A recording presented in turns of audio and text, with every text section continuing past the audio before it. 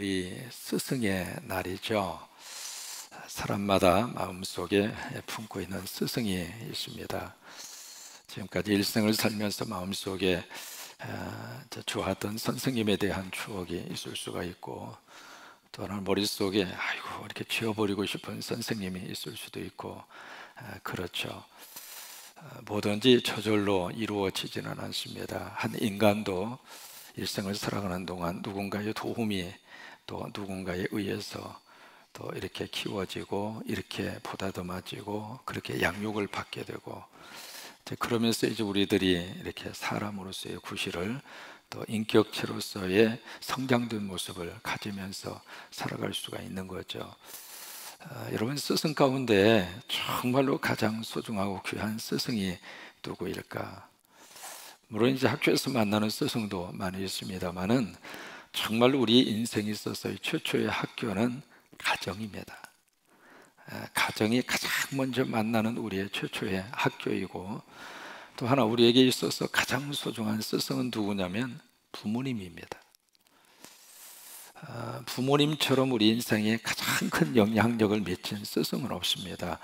부모님이 딱 놓고 뭐 산수를 가르치고, 영어를 가르치고, 무슨 뭐 역사를 가르치고, 그런 것을 통해서 스승과 제자의 관계를 형성된다기보다는 부모님의 일상적인 모든 삶 그 자체가 자녀들에게 있어서는 다 그것을 보고 자라요. 그래서 우리가 인정하든 인정하지 않든 우리 부모님들이 우리 인생에 가장 큰 영향력을 미치는 스승이라고 하는 사실이에요. 한 젊은이가 이렇게 참 좋은 스승을 찾기 위해서 막 여기저기 막 다니기 시작을 했어요. 좋은 학교도 가고, 거기 가서 이제 좋은 스승도 조금만 키워줘 봐요. 좋은 스승을 만나기 위해서 애를 쓰기도 하고, 그래서 막 분주하게 다니면서 그 스승을 찾기 위해서 무진 애를 썼는데, 아무리 다녀도 자기의 마음에 드는 스승을 만나지를 못했어요. 그래서 이제 상당한 시간이 흐르게 됐죠. 지친 마음으로 이렇게 앉아 있는데, 마침 지나가던 한 노인이 너무 이렇게 고민과 갈등 속에 있는 한 젊은이를 보고, 젊은이, 자네는 왜 그렇게 수심이 가득한가? 자초지종을 쭉 이야기를 했어요. 근데 그 이야기를 듣던 그 노인이 정말로 스승을 만나고 싶은가? 아유, 나 지금 몇 년 동안 정말 스승을 만나고 싶어서 이렇게 애를 쓰고 있습니다. 정말로 만나고 싶은가? 아이, 그러면요, 그럼 내가 오늘 가르쳐 주지. 빨리 가르쳐 주세요. 어디든지 제가 달려갈게요. 그래? 그러면 자네 집으로 가보소. 그래서 이제 집으로 딱 갔어요. 갔더니 세상에 맨발로 어머니가 튀쳐나오시는 거예요. 그러면서 그 아들을 꼭 껴안고, 아이고 얼마나 고생했니? 너 집 나간 다음부터 엄마가 이 애미가 먹지를 못했다. 그러더니 뒤에서 아버지가 또 쫓아 나오시더니 그 아들을 같이 껴안고 막 엉엉 우시는 거예요. 거기서 비로소 이 젊은이는, 아하, 진정한 가슴에서 내 삶의 교훈을 주시는 분이 이분들이구나 라고 하는 것을 느끼게 된 거예요. 그래서 그 가정학교에서 부모의, 교사의 그 역할을 기억을 하고, 그때부터 열심히 노력을 해서 결국 그분이 미국의 대통령이 되는데, 그분이 존 F 케네디라고 하는 대통령이에요. 그렇게 해서 한 가정에서 대통령이 태어나게 된 거예요. 여러분, 자녀든 우리들은 우리 부모님 스승의 글을 아래에서 잘 배워서 멋진 하나님의 자녀들로 쓰임을 받게 되기를 바라고, 또 하나 그런 의미에서 우리 부모님들이 해야 할 역할이 얼마나 큰가라고 하는 것을 다시 한번 마음속에 느끼게 됩니다. 한국의 출판계에 센세이션을 일으켰던 한 작가가 있습니다. 누구냐면 유시화라고 하는 시인, 들어보셨죠? 그분이 쓴 시집 가운데 그대가 곁에 있어도 나는 그대가 그립다. 참 제목이 아주 마음에 깊이 가져다주는 제목이에요. 그대가 곁에 있어도 나는 그대가 그립다. 노트에 써놓으셨다가 한번 써먹어보세요. 이 시집은요, 출판된 지 10년 만에 100판을 인쇄할 정도로 그렇게 많은 젊은이들에게 너무 깊은 감동과 인상을 심어준 시가 바로 그것입니다. 그 시에 보면은 이런 내용이 그 속에 담겨져 있습니다. 물 속에는 물만 있는 것이 아니다. 하늘에는 그 하늘만 있는 것이 아니다. 그리고 내 안에는 나만이 있는 것이 아니다. 내 안에 있는 이여, 내 안에서 나를 흔드는 이여, 물처럼 하늘처럼 내 깊은 곳 흘러서 은밀한 내 꿈과 만나는 이여, 그대가 곁에 있어도 나는 그대가 그립다. 와우. 수많은 젊은이들의 가슴을 설레게 했던 그 시인데, 이 시가 나오게 된 하나의 비밀이 있습니다. 그 비밀이 바로 뭐냐면, 요시야 씨가 그렇게 고백을 해요. 나는 내 안에 있는 또 다른 나를 알게 해준 최초의 스승은 나의 아버지였다. 그러니까 나 말고 또 다른 내가 내 안에 있다고 하는 것을 가르쳐 주신 분은 아버지였다고 하는 거예요. 근데 그 아버지가 이렇게 공부를 많이 한 좋은 교수, 좋은 학교 출신 그런 아버지가 아닙니다. 그 아버지는 조금 심하게 말을 하면 무의도식하는 분, 좋은 쪽으로 말하면 방랑하는 인생, 그게 아버지의 삶이었습니다. 집안 식구들을 전혀 돌보지 않고 내팽개치고 30년 동안 낚시만 하면서 세월을 보낸 사람이 그의 아버지였어요. 그러니까 어린 시절부터 요시야 씨는 자기 아버지에 대해서 도저히 이해할 수가 없었어요. 어떻게 맨날 아버지는 가서 낚시만 하고 있느냐 이 말이죠. 그 이해가 되지 않아서 하루는 강에 가서 낚시하고 있는 아버지를 찾아가서 어린 마음에 아버지 옆에다가 앉아서 그렇게 물었다고 그래요. 아버지, 낚시하면서 무슨 생각을 하세요? 그러니까 그 아버지가 아주 낮은 목소리로 그 어린 자기 딸에게 그렇게 이야기를 하는 거예요. 너는 물이 말하는 소리를 들어보았니? 물이 말을 해? 그러면서 이제 그걸 그 딸에게 그렇게 이야기를 하는 거예요. 그러면서 야, 여기 앉아서 가만히 귀를 한번 기울여봐. 그러면 강물이 너에게 하는 말이 들릴 거야. 그것이 요시야 씨라고 하는 그분이 시적인 감성과 시적인 생각을 가지게 했던 아버지의 그 말씀 한 말씀이었어요. 세월이 지나고 보니까 자기의 모든 시의 배경 속에 그 아버지의 스승 아버지가 주었던 삶의 교훈이 그대로 농축되어져 있다고 하는 것을 알게 된 거예요. 그래요. 우리의 위대한 스승은 학교에도 있습니다만은 사실 가장 위대한 스승은 여러분들이십니다. 부모님들, 우리들이 바로 자녀들의 스승이고, 그런 의미에서 어쨌든 간에 우리 가정이 행복하도록, 또 하나님이 우리 가정을 행복하게 축복하시도록. 왜요? 우리 가정이 행복해야 그 가정 속에서 자라고 있는 우리의 자녀들이 미래를 행복하게 꿈꿀 수 있으니까, 그런 가정이 될 수 있도록 같이 기도하시고, 또 하나, 행복한 가정을 이루기 위해서 가장 소중한 것은 역시 부부의 관계예요. 부부 관계처럼 소중한 게 없어요. 역사학자 토인비라고 하는 사람이 있잖아요. 토인비가 그런 말을 합니다. 내가 세계에서 가장 아름다운 가족 제도가 있는 나라 하나를 꼽으라고 한다면 그곳은 한국이다. 그랬어요. 그러니까 전 세계적인 역사학자 입장으로서 모든 가정, 전 세계의 가족 제도를 들여다보면서 가장 아름다운 가족 제도가 한국에 있다는 거예요. 그게 이제 역사학자 토인비가 했던 그런 이야기입니다. 그러면서 하는 말이, 한 지붕 밑에서 할아버지, 그리고 아버지, 그리고 손자가 함께 살고 있는 나라는 이 세상에 딱 두 나라뿐인데, 첫째가 이스라엘이고 두 번째가 한국이다 그랬어요. 이게 3대가 같은 지붕에서 살 수 있다고 하는 것은 쉽지가 않습니다. 근데 이스라엘 사람들이 그렇게 살아요. 그리고 이스라엘 사람들을 보면은 특별히 안식일 해서 금요일 저녁 해가 지고 나면 안식일이 시작이 되는데, 그 금요일 날 저녁 식탁을 가장 귀하게 여깁니다. 아무리 다른 곳에 멀리 떨어져 있다 하더라도 금요일 날 안식일 저녁 식탁이 되면 다 모입니다. 온 식구들이 함께 모이고, 그리고 이제 여성들과 어머니는 무엇을 하는가? 그 안식일 저녁 식탁을 준비하기 위해서 하루 종일 애를 써요. 청소하고, 왜요? 거기에 먼지가 이만큼도 있으면 안 됩니다. 왜냐하면 누룩을 제거해야 된다. 그래서 심지어 책상 밑에까지 다 들어가고, 그리고 침대 밑에까지. 여러분, 청소 기구가 왜 그렇게 발달해 준 줄 알으세요? 그 유태인들이 안식일 날 청소하기 위해서 막 고민하다가 청소 기구가 그렇게 발전이 된 거예요. 먼지가 이만큼도 있으면 안 돼. 그래서 집안에 그 어떤 누룩이라 하더라도 있어서는 안 된다, 그 생각으로 집을 철저하게 청소하고, 그리고 촛불을 켜고, 그리고 식탁불을 하고, 그리고 청성으로 음식을 준비를 해요. 음식을 준비를 해서, 그래서 거기에 있었던 자녀들, 할아버지부터 시작해서 다 그 안식을 식탁에 의무적으로 다 같이 모여서 그 식사 시간이 10분, 20분에 끝나는 게 아닙니다. 보통 2시간 합니다. 우리는 먹느라고 바쁘거든요. 먹을 때 말하면 야 이놈아, 밥상에서 말하는 거 아니야 이놈아, 담뱃대로 후들겨 패요. 그게 이제 우리들이 배웠던 교육이라면, 그래서 우리는 먹느라고 바빠요. 먹으면서도 사람 얼굴도 안 봅니다. 왜?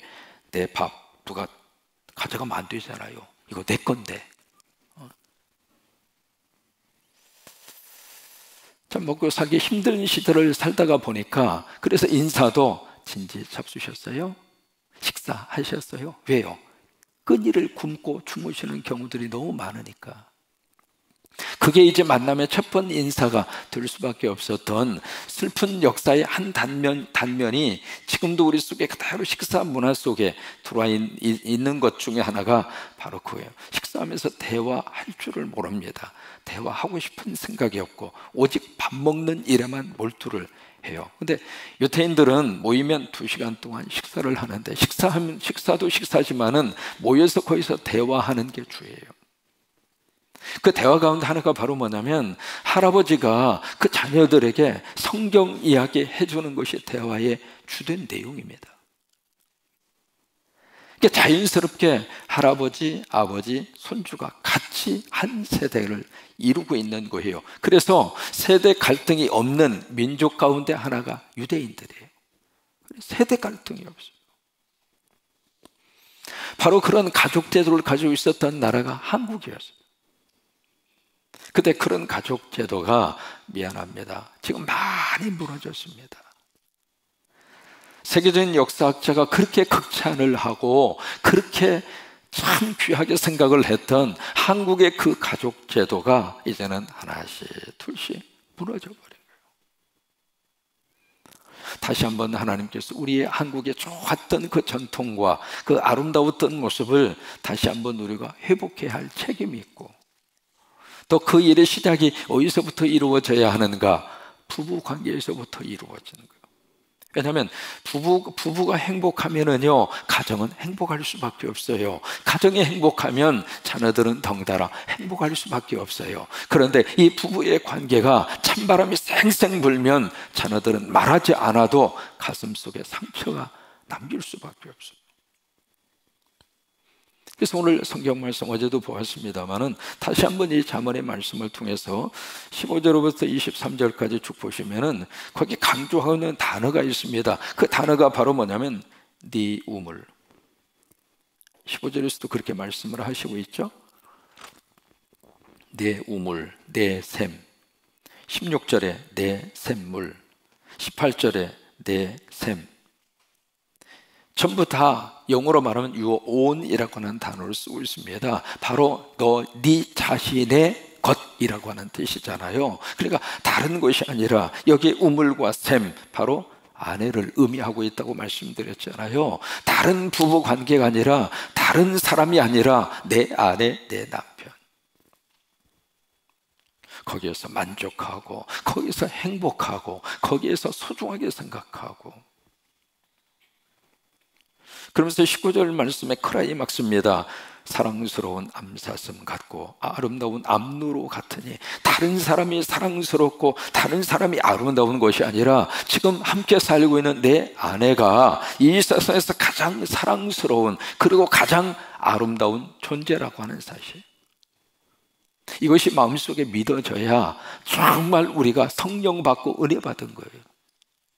여러분, 창세기에 보시면은 처음에 아담이 여성, 자기의 하와를 딱 만나는 순간에 그가 고백했던 말이 있습니다. 뭐라고 고백을 했어요? 이는 내 뼈 중에 뼈요 내 살 중에 살이다. 같이 한번 해보세요. 이는 내 뼈 중에 뼈요 살 중에 살이다. 여러분, 이 세상에요, 남자가 여성에 고백할 수 있는 최고의 고백이 그 고백이에요. 무슨 얘기냐면 내가 당신이고 당신이 납니다, 그 말이에요. 여러분, 그 고백처럼 남성이 여성에게 줄 수 있는 최고의 고백이 어디가 있어요? 그렇게 멋지게 고백을 했던 그 상대가 보세요, 선악과를 딱 따먹고 나서는 어떻게 바꿔졌는가? 하나님이 나에게 주신 바로 그 여자 때문에 내가 이 선악과를 따먹었습니다. 왜 이렇게 달라졌어요? 뼈 중에 뼈요 살 중에 살이라고 고백했던 그 대상이 어떻게 됐어요? 완전히 제 3인칭으로 바뀌어져 버립니다. 그 여자. 참 좋은 표현이죠. 조금 심한 표현을 쓰면 그 예편내 때문에 내가 지금 하나님이 하지 말라고 하는 이 짓을 하게 됐습니다. 이 원인은 나에게 있는 것이 아니라 그 예편내 때문에 있습니다. 그런데 그 예편내를 누가 줬는가? 하나님이 주시지 않았습니까? 이렇게 바꿔진 거예요. 왜 그랬을까? 그것이 바로 죄악을 범한 인간의 모습이라 그 말이에요. 근데 그 모습이 지금 우리 안에 그대로 있습니다. 뽑혀지지 않았어요. 예수 믿으면 사라졌을까요? 천만의 말씀. 그러니까 예수 믿으면서도, 신앙생활을 하면서도, 직분을 가졌으면서도, 심지어 목사가 되었음에도 불구하고 그 갈등, 그것은 계속되고 있더라 이 말이에요. 그것을 이길 수 있는 방법은 성령이 내 안에 오셔서 나의 육신적인 것이 죽지 않으면 계속 그 여자밖에 안 나와요. 뼈 중에 뼈요 살 중에 살이라고 하는 것으로 바꿔져야 되는데, 이게 은혜 받으면 되는 거예요. 성령으로 충만하면 내 아내가 그렇게 살아면서, 이제 아멘 하셔야 좋습니다. 은혜 받지 않고 성령 받지 않으면 이게 전부 다 다른 예펜나는 너무 예쁜데 우리 마누라는 왜 그렇게 쭈글쭈글하냐고 그렇게 생각하는 이유가 있어요. 안 그래요. 19절 말씀에 바로 그가 사랑스러운 암사슴이고 그가 바로 아름다운 암노로다. 그러니 너는 그의 품을 항상 촉하게 여기고 그의 사랑을 항상 연모해라.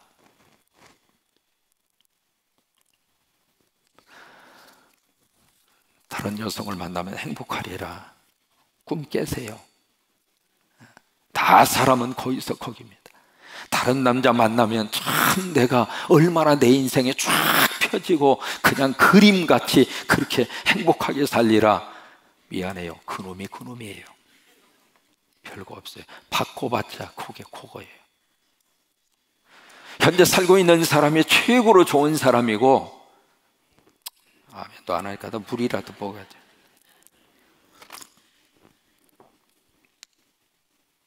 별거 없어. 여기 보시면 20절에서 다시 한번 말씀을 하세요. 이게 지금 그 음녀에 대한 문제, 유혹에 대한 문제를 쭉 말씀하시면서 그 아내 문제를 지금 여기서 15절 이하에서 말씀을 하고 있는 것이거든요. 20절을 보시면 내 아들아 어찌해서 음녀를 연모하고 어찌하여 이방 계집의 가슴을 안겠느냐. 여기 음행을 이렇게 표현을 하고 있는 겁니다.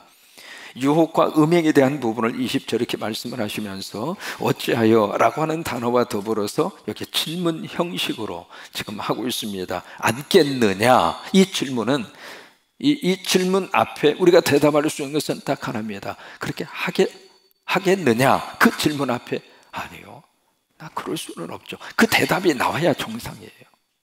그래서 이런 질문 형태를 서리적 질문이라 그래요. 서리적 표현이라. 무슨 말이냐면 이미 대답은 확실해요.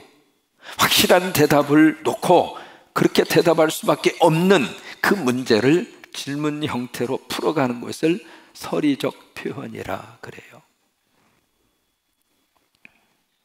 21절 대저 사람의 길은 여호와의 눈앞에 있나니 그가 그 사람의 모든 길을 평탄하게 하시느니라. 이 평탄하게 한다, 이 말은 저울에 달아본다 그 말이에요. 이것이 바로 하나님의 공의입니다. 잠언서에서 지혜와 더불어서 계속 흘러가고 있는 하나님의 주제가 하나님의 공의입니다. 왜 우리가 지혜롭게 살아야 하는가? 하나님의 공의가 있으니까. 만약에 지혜롭게 살지 않으면 하나님의 공의 앞에 우리는 심판받고 저주받으니까. 이게 지혜와 더불어서 잠언서에서 흘러가고 있는 하나님의 말씀의 중요한 맥 가운데 하나예요. 그러면서 22절 악인은 자기 악에 걸리고 그의 주에 매이라니. 이게 마치 짐승이 올무에 덫에 걸리는 것 같은 모습으로 표현하고 있죠. 23절 그는 훈계를 받지 아니함으로 죽었고 죽을 것이고 미련함으로 말미암아 혼미하게 되느니라. 결국 여기서 말씀을 주시고 있는 결론이 바로 뭐냐면 그러니 내 지혜의 말씀에 귀를 기울이고 지혜를 붙들고 살아라. 이게 잠언의 말씀이라. 우리말 가운데 참 재미있는 표현이 있습니다. 앞으로 읽어도 뒤로 읽어도 똑같은 말들이 있습니다.